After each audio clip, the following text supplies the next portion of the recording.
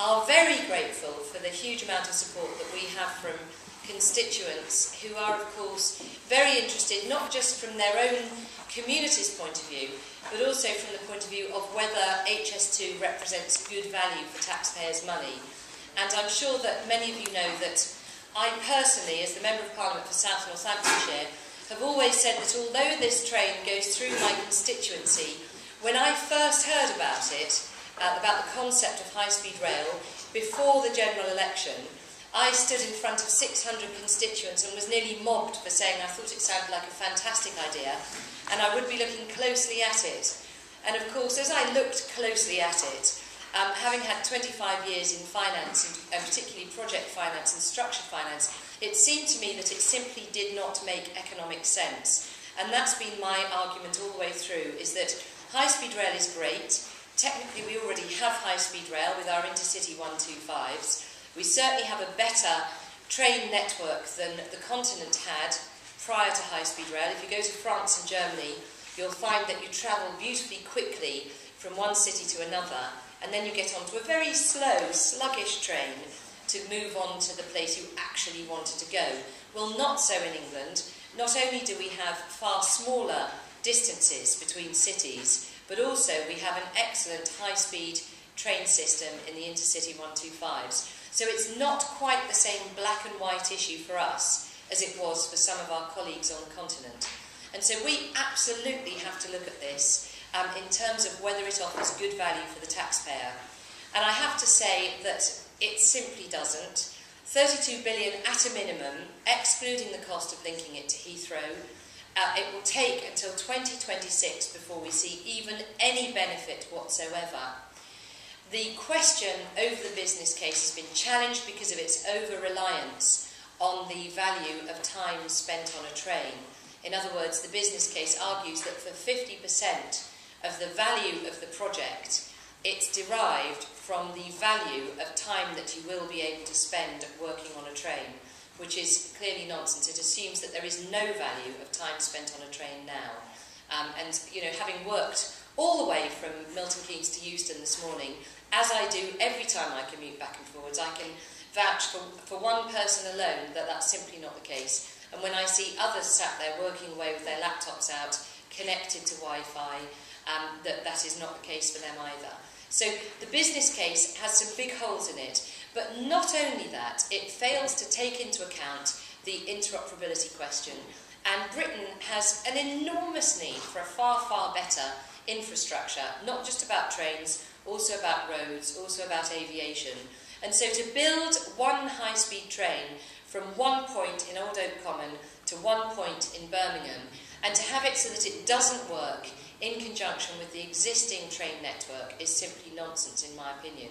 And at such an eye-watering cost, when our reputation and history shows us that our engineering projects are always over budget and behind schedule.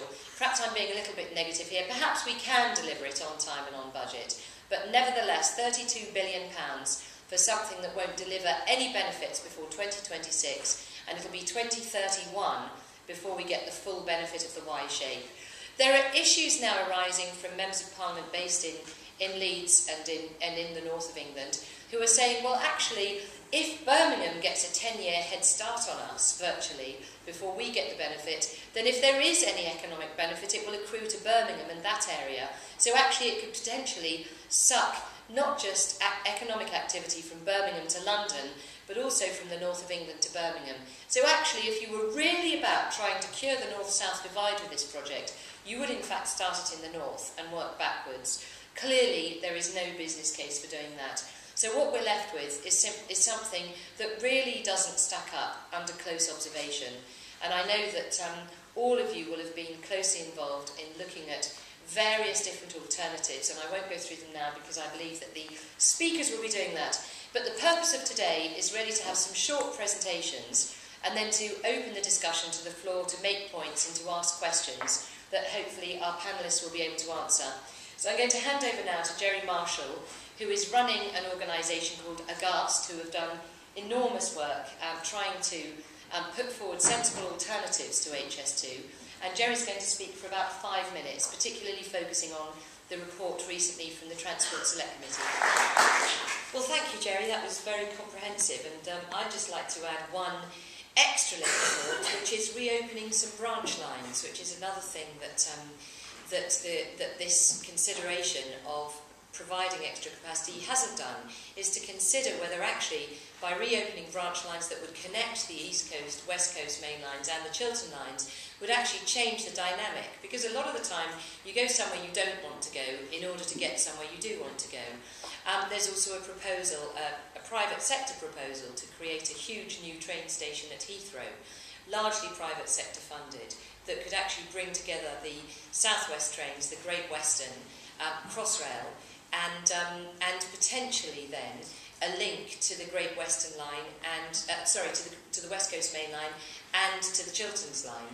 That, to my mind, has got to be worth looking at, particularly if private sector money can be attracted to it, because that would effectively mean you could go from the north of England down to the far southwest without actually going through the centre of London.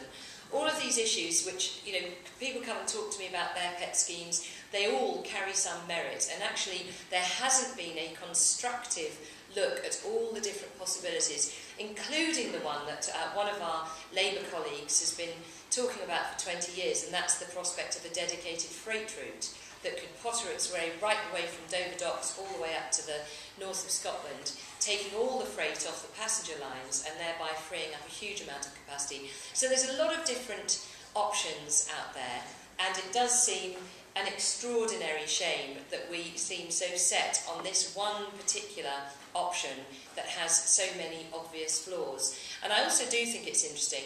I see a lot of colleagues in the chamber whose constituents are affected, but I'm also now getting approaches from colleagues who are absolutely nowhere near HS2, colleagues from the West Country saying, we can't even get our single line electrified, so why are you getting all this money spent on something that's just going to go from London to the Midlands? What about Cornwall? You know, they're taking 7-8 hours on a very slow train. They would love to have electrification, let alone high-speed rail.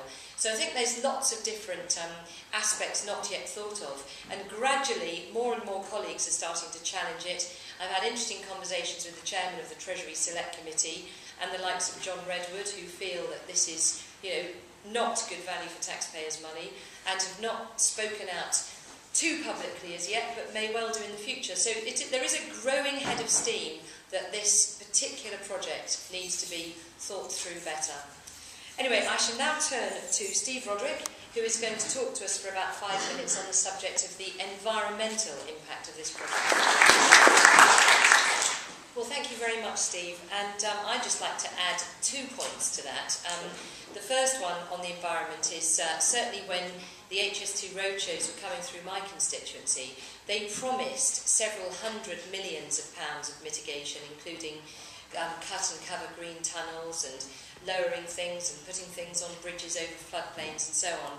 And so I think even just from their original assessment, we're already looking at enormous cost to try and mitigate some of the environmental impact. And then I think the other thing that is a big weakness of this proposal as it stands is that the proposal is looking to a 40-year forecast, a 40-year return over the project. At the moment, we're standing on a precipice where the Eurozone could collapse within the next 3 weeks, and we could be looking at a recession that lasts 10 years, followed by a very slow recovery with the likes of China and Brazil eating our breakfast, lunch and dinner, and the thought of being left with a high-speed 2 train that nobody can possibly afford to use is just ridiculous. So that's a bit gloomy perhaps, but I'd like to throw this open now to the floor, and if you could just raise your hand if you want to say something or ask a question, and then just tell us who you are and where you're from.